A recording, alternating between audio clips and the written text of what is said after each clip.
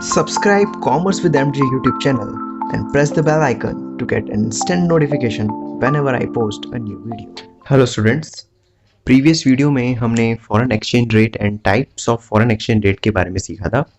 आज की वीडियो में हम demand and supply for foreign exchange को समझेंगे। आइए शुरू करते हैं डिमांड फॉर फॉरेन एक्सचेंज से। देखिए student, demand for foreign exchange का मतलब क्या है? फॉरेन की करेंसी। तो फॉरेन की करेंसी को हम कब डिमांड करते हैं? डिमांड का मतलब होता है नीड, कब हम चाहते हैं फॉरेन की करेंसी, या फिर मैं इसे ये भी कह सकता हूं आउटफ्लो। ओके, आइए देखते हैं। सपोज करिए आपको बाहर की कंट्री से कोई गुड्स मंगाने हैं या सर्विस मंगानी है। तो अब जब बाहर की कंट्री से कोई गुड्स एंड सर्विस मंगाएंगे तो उसे हम कहते हैं इंपोर्ट्स। तो इंपोर्ट करने के लिए हमें वहाँ पर जिस कंट्री से भी हम मंगा रहे हैं तो हमें जो पेमेंट होगी उसी कंट्री की करेंसी में देनी पड़ेगी। तो ऐसी सिचुएशन में हमें फॉरेन की करेंसी की नीड होगी। क्यों? क्योंकि हम डिमांड कर रहे हैं, तो उस केस में हमें क्या होगी? फॉरेन की करेंसी की नीड होगी। तो फॉरेन की करेंसी की नीड जब होगी तो इसी को हम कहते हैं डिमांड फॉर फॉरेन एक्सचेंज। तो वैसे बहुत सारे फैक्टर्स हो सकते हैं जिस पर डिमांड हमारा डिपेंड करता है। तो क्योंकि डिमांड हो रही है, इस वजह से क्या होगा? फॉरेन की जो करेंसी हमारे पास होगी वो बाहर चली जाएगी, जहां की है वो वहीं चली जाएगी। तो इसी को आउटफ्लो भी कह सकते हैं हम। ओके, तो जब डिमांड होती है फॉरेन करेंसी की तो उस समय फॉरेन एक्सचेंज का क्या हो जाता है? आउटफ्लो हो जाता है। आइए डेफिनेशन देखते हैं। डिमांड या फिर outflow of foreign exchange comes from those people who need it to make the payment in the foreign currency। तो डिमांड या आउटफ्लो कब होता है फॉरेन एक्सचेंज का? तब होता है जब लोगों को जरूरत होती है उसकी पेमेंट करने के लिए। फॉरेन करेंसी में जब भी किसी पर्सन को पेमेंट करनी होगी तब वो क्या करेगा? फॉरेन एक्सचेंज का डिमांड करेगा। It is demanded by the domestic resident. और डिमांड कौन करेगा? हम लोग, डोमेस्टिक रेजिडेंट जो इंडिया में रह रहे हैं। अच्छा, तो क्या क्या रीजंस है जिसके कारण हम डिमांड करते हैं फॉरेन की करेंसी की? तो first is imports of goods and services. अभी मैंने डिस्कस किया, फॉरेन एक्सचेंज की डिमांड होगी क्योंकि हम इंपोर्ट करना चाहते हैं, गुड्स एंड सर्विसेज को इंपोर्ट करना चाहते हैं। तो उसकी पेमेंट करने के लिए हमें फॉरेन एक्सचेंज की डिमांड करनी पड़ेगी, हमें नीड होगी फॉरेन एक्सचेंज की। ओके, दूसरी नीड हो सकती है टूरिज्म। सपोज आप दूसरी कंट्री में घूमने फिरने जाना चाहते हैं। ओके, तो वहां जाने के लिए आपको उसी कंट्री की करेंसी चाहिए होगी क्योंकि वहां पर आप पेमेंट तो उसी कंट्री करेंसी से करेंगे। तो टूरिज्म अगर आप करना चाहते हैं तो भी आपको फॉरेन करेंसी की डिमांड होगी। ओके, तो it need to meet the expenditure incurred in the foreign tours. तो अगर फॉरेन टूर में जो भी खर्चे होंगे तो वो उसकी नीड को फुलफिल करने के लिए भी हमें फॉरेन एक्सचेंज चाहिए होगा। दूसरा है unilateral transfer send to abroad. अगर आपको कोई यूनिलेटरल ट्रांसफर करना है, लाइक आपको गिफ्ट भेजना है दूसरी कंट्री में, तो दूसरी कंट्री में गिफ्ट भेजने के लिए भी आपको दूसरी कंट्री की करेंसी चाहिए होगी। तो इस सिचुएशन में भी आप फॉरेन एक्सचेंज को क्या करेंगे? डिमांड करेंगे। ओके, वैसी है। फोर्थ है purchase of assets in the foreign country. Suppose आपको फॉरेन कंट्री में कोई एसेट परचेज करना है। एसेट क्या हो सकता है? लैंड, शेयर्स, बॉन्ड्स एक्सेट्रा, बहुत सारे एसेट्स हो सकते हैं। तो अगर आपको फॉरेन कंट्री के एसेट्स को परचेज करना है तो आपको पेमेंट भी फॉरेन कंट्री की करेंसी में करनी पड़ेगी। तो ऐसी सिचुएशन में भी आप फॉरेन कंट्री की करेंसी का क्या करेंगे? डिमांड करेंगे। तो it is demanded to make payment for the purchase of assets. तो अगर आपको फॉरेन कंट्री की एसेट्स को परचेज करना है तब भी पेमेंट के लिए आपको फॉरेन एक्सचेंज की डिमांड करनी पड़ेगी।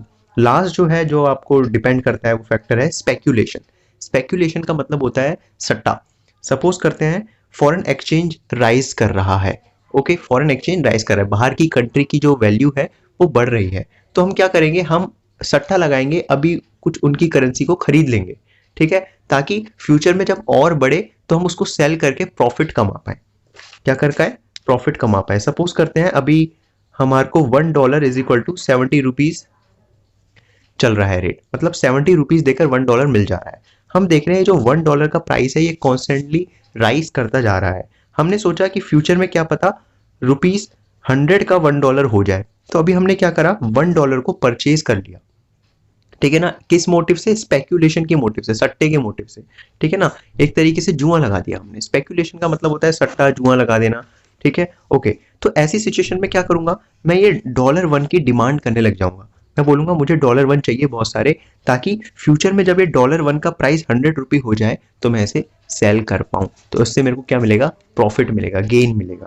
तो स्पेक्यूलेशन के मोटिव से भी हम फॉरेन एक्सचेंज की क्या करते हैं? डिमांड करते हैं। तो demand for foreign exchange arises when people want to gain from the appreciation of currency. तो जब भी एप्रिसिएशन होगा, करेंसी की वैल्यू बढ़ जाएगी, तो उससे क्या होगा? पीपल को गेन होगा। तो इस केस के लिए लोग क्या करते हैं? स्पेक्यूलेशन को उठाते हैं, फायदा उठाते हैं। ओके, आइए देखते हैं।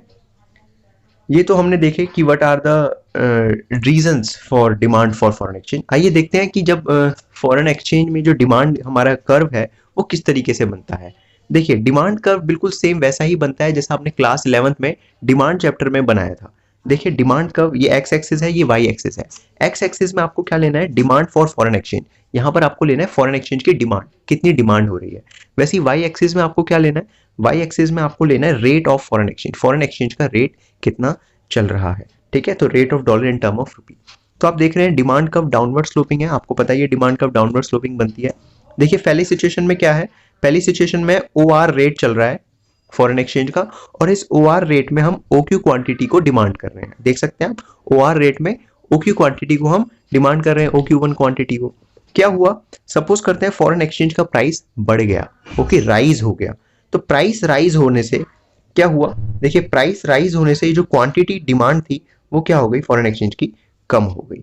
ओके, प्राइस राइज होने से क्वांटिटी डिमांड क्या हो गई, कम हो गई। अब प्राइस OR1 OR2 हो गए, तो इससे क्वांटिटी डिमांड हमारी OQ1 से OQ2 में शिफ्ट हो गई। तो आप देख सकते हैं, अगर फॉरेन एक्सचेंज के प्राइस बढ़ जाएंगे, बाहर की करेंसी के प्राइस बढ़ जाएंगे, तो हम उसकी डिमांड क्या करेंगे, कम करेंगे। वैसे ही यहाँ पर वाइस वर्सा होगा। अगर सपोज फॉरेन एक्सचेंज, हमारे फॉरेन करेंसी के प्राइस कम हो जाते, सपोज यहाँ पर आ जाते, तो कम हो जाते, तो हम उनकी डिमांड को क्या कर देते, बढ़ा देते। तो यहाँ पर इनवर्स रिलेशन देखने को मिलता है। तो demand curve for foreign exchange slope downward due to the inverse relationship. तो यहाँ पर डिमांड कर्व जो फॉरेन एक्सचेंज का है वो डाउनवर्ड स्लोपिंग है। क्यों, क्योंकि यहाँ पर इनवर्स रिलेशन देखने को मिल रहा है, किसके बीच में, फॉरेन एक्सचेंज के बीच में और फॉरेन एक्सचेंज के रेट के बीच में। तो डिमांड फॉर फॉरेन एक्सचेंज और उसके फॉरेन एक्सचेंज के रेट के बीच में यहाँ पर इनवर्स रिलेशन देखने को मिल रहा है। इसलिए यहाँ पर जो डिमांड का कर्व है ये क्या है, डाउनवर्ड स्लोपिंग है। आई होप आपको ये concept demand for foreign exchange समझ आ गया होगा। आइए अब नेक्स्ट कंसेप्ट सीखते हैं, what is supply for foreign exchange. देखिए, supply for foreign exchange, supply का मतलब होता है इनफ्लो होना, रिसीव होना हमें। ठीक है, सप्लाई का मतलब यहाँ पर क्या है, इनफ्लो। इसको मैं इनफ्लो कह सकता हूँ। जैसे डिमांड का मतलब आउटफ्लो था, पैसा जा रहा था, फॉरेन करेंसी का पैसा बाहर जा रहा था। सप्लाई में क्या होगा, जो फॉरेन करेंसी होगी, फॉरेन एक्सचेंज ही फॉरेन करेंसी है, तो जो फॉरेन करेंसी या एक्सचेंज होगी वो इनफ्लो होगी, अंदर आएगी, बाहर का पैसा अंदर आएगा। तो इसी को मैं क्या कह सकता हूँ, आपका इनफ्लो कह सकता हूँ। ठीक है, तो सप्लाई का क्या हो गया, यहाँ पर सप्लाई मतलब इनफ्लो एक तरीके से। तो फॉरेन करेंसी क्या हो रही है, अंदर आ रही है। ठीक है, आपको रिसीव हो रही है, एक तरीके से मिल रहा है कुछ। ओके, तो सप्लाई या फिर inflow of foreign exchange comes from those people who receive it due to the following reason. तो कब कब फॉरेन एक्सचेंज का सप्लाई होगा, इनफ्लो होगा, आइए देखते हैं क्या क्या रीजंस हो सकते हैं। First one is export of goods and services. देखिए, अगर इंडिया किसी भी कंट्री में अपने गुड्स एंड सर्विसेज को एक्सपोर्ट करती है, बेचती है, तो उस कंट्री से जो हमें पेमेंट मिलेगी उससे क्या होगा, हमारे पास उन कंट्री का क्या आएगा, फॉरेन एक्सचेंज आएगा, करेंसी आएगी। तो supply of foreign exchange come through the export of goods and services. तो जब भी हम एक्सपोर्ट करेंगे तो बाहर की कंट्री का पैसा आएगा। वैसे ही जब हम इंपोर्ट करते थे तो बाहर कंट्री का पैसा जाता था। ओके, तो आएगा कब, जब हम एक्सपोर्ट करेंगे। वैसे ही और कब कब आ सकता है बाहर कंट्री का पैसा हमारे पास, फॉरेन इन्वेस्टमेंट। सपोज कोई बाहर की कंट्री ने हमारी कंट्री में इन्वेस्ट किया है, तो ऐसी सिचुएशन में भी बाहर का पैसा हमारे पास आएगा। तो the amount which the foreigners invest in the home country. तो हमारी कंट्री में, होम कंट्री मतलब हमारी कंट्री, तो हमारी कंट्री में जब भी फॉरेनर इन्वेस्ट करेंगे तो इससे क्या होगा, increase in the supply of foreign exchange. तो बाहर की कंट्री का जो पैसा होगा उसकी सप्लाई बढ़ जाएगी हमारी कंट्री में। सेकंड, थर्ड है रेमिटेंस, दैट इज वही unilateral transfer from abroad. Suppose बाहर से हमें अब यूनिलेटरल ट्रांसफर मिल रहे हैं, जैसे गिफ्ट मिल रहे हैं, ठीक है, या फिर कोई अदर रेमिटेंस मिल रहा है, बेनिफिट मिल रहा है, तो उससे भी हमारे पास क्या होगा, सप्लाई आएगा फॉरेन एक्सचेंज का, मतलब इनफ्लो होगा फॉरेन एक्सचेंज का। वैसे ही है स्पेक्यूलेशन। सपोज कोई बाहर का जो बंदा है वो इंडिया के फॉरेन करेंसी में क्या कर रहा है, स्पेक्यूलेट करना चाह रहा है, सट्टा लगाना चाह रहा है, तो उसके सिचुएशन में भी हमारे पास बाहर का पैसा आएगा। तो supply of foreign exchange come from those who want to speculate the value of foreign exchange. तो जो भी फॉरेन एक्सचेंज की वैल्यू में स्पेक्यूलेशन करना चाहता है, कोई बाहर का हो सकता है, ठीक है, रेजिडेंट, जो कि इंडिया की करेंसी में क्या करना चाहता है, स्पेक्यूलेशन करना चाहता है, कहना चाहता है कि इंडिया की करेंसी फ्यूचर में बढ़ जाएगी। तो ऐसी सिचुएशन में वो आज खरीदेगा, तो उसे हमें पेमेंट करनी पड़ेगी। तो पेमेंट करते समय वो हमें क्या करेगा, फॉरेन एक्सचेंज देगा। तो ऐसी केस में भी हमारे पास सप्लाई आ जाएगी फॉरेन एक्सचेंज की। तो एक तरीके से बिल्कुल उल्टे रिलेशन है, जो हमने डिमांड में पढ़ा उसी का उल्टा यहाँ पर सप्लाई में हो जाता है। आइए देखते हैं सप्लाई कर्व किस तरीके से बनती है फॉरेन एक्सचेंज में। तो यहाँ पर सप्लाई कर्व आपको कुछ इस तरीके से दिख रही है, अपवर्ड स्लोपिंग है। क्यों है? ये नीचे यहाँ पर दिख रहा है आपको सप्लाई ऑफ फॉरेन एक्सचेंज, ये डॉलर्स में है, और यहाँ पर है ये रेट ऑफ फॉरेन एक्सचेंज। देखिए ये रेट चल रहा था OR1 रेट में हम OQ क्वांटिटी क्या हो रही थी, हमें सप्लाई हो रही थी। ठीक है, सप्लाई का मतलब इनफ्लो हो रहा था। जैसे ही रेट बढ़ा इनफ्लो क्या हुआ, और ज्यादा होने लग गया। जैसे ही रेट बढ़ा इनफ्लो क्या हुआ, और ज्यादा होने लग गया। ठीक है, जैसे ही डॉलर का प्राइस बढ़ा तो उससे क्या हुआ, उसकी सप्लाई भी क्या हो गई, बढ़ने लग गई। तो यहाँ पर डायरेक्ट रिलेशन देखने को मिलता है।